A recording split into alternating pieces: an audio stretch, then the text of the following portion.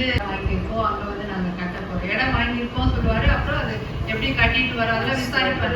அதுக்கப்புறம் இன்னொரு இடத்துல சொன்னாரு. அப்புறம் இப்போ இது 3வது இடத்துல வந்து சொல்லிடுறாங்க. இது வந்து நம்மளுக்கு பார்க்கும்போது இது கர்த்தரால் ஆயிற்று. இது நம்முடைய கண்களுக்கு மிகவும் ஆச்சரியமா இது ஒரு ஆச்சரியமான காரியம். கர்த்தர் ஆபிரகாமை வந்து ஒருவனாக தான் தெரிந்து கொண்டார். அவர் சொன்னாரு, நீ உன் ஜனத்தையும் உன் இனத்தையும் உனக்கு உன்னோட தகப்பன் வீட்டையும் நீ விட்டு வெளியே வா அப்படின்னாரு. அவர் அப்படியே ஆபிரகாம் அவருடைய சொல்லுக்கு கீழ்ப்படிந்து, அவருக்கு தெரியாத ஒரு ஊர் எவ்வளோ அதை அன்னைக்கு ஒரு நாள் மேப்ல வச்சு பார்த்தேன். அது எங்க இருக்குது ஊரு, எங்க இருக்குது கானான் தேசம்னா கிட்டத்தட்ட ஒரு 1000 கிலோமீட்டர்ஸ் கிட்ட இருக்கும். அவ்வளவு தூரமா இருக்கும். அவ்வளவு தூரத்தை கண்டு தெரியாத இடத்துக்கு அவரை கூப்பிட்டு வந்துட்டாரு. ஏன்னா கர்த்தர் ஆபிரகாம் அவரையே சார்ந்து வாழணுன்றதுக்காக அவர் அப்படி கூட்டிட்டு வந்துட்டாரு.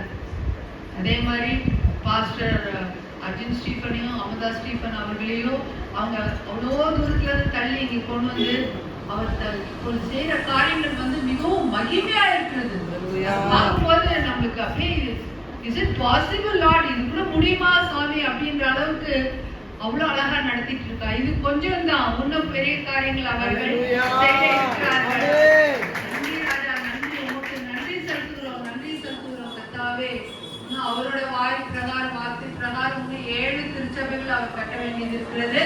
இது அவருக்கு கொடுத்த தரிசனம். பட் ஐ ஃபீல் அவரோட மகனுக்கு 7 இல்லை 70 திருச்சபைகளை கட்ட கூட கர்த்தர் வந்து நான் அவருக்காக நான் ஜெபிக்கிறேன். இங்க வந்திருக்க ஒவ்வொருவருக்கும் நான் நன்றி செலுத்துகிறேன். நீங்கள் அவரை மிகவும் அதிகமாக நேசிக்கிறீர்கள், அவரோடு இணைந்து அவருக்கு கை கொடுக்கிறீர்கள்.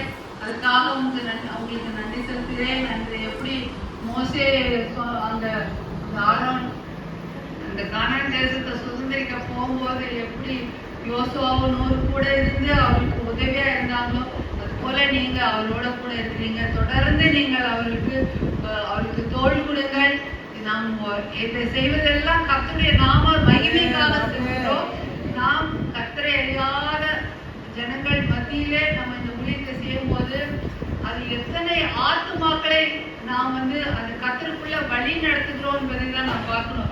நான் எப்போதும் நினைப்பேன், கோயில் கட்டுறது பெருசு கிடையாது, கோயில் கட்டுறது பெருசு இல்லை, எத்தனை ஆத்துமாக்களை நாம சம்பாதித்தோம் என்பதுதான் அது ஒரு பெரிய காரியம்.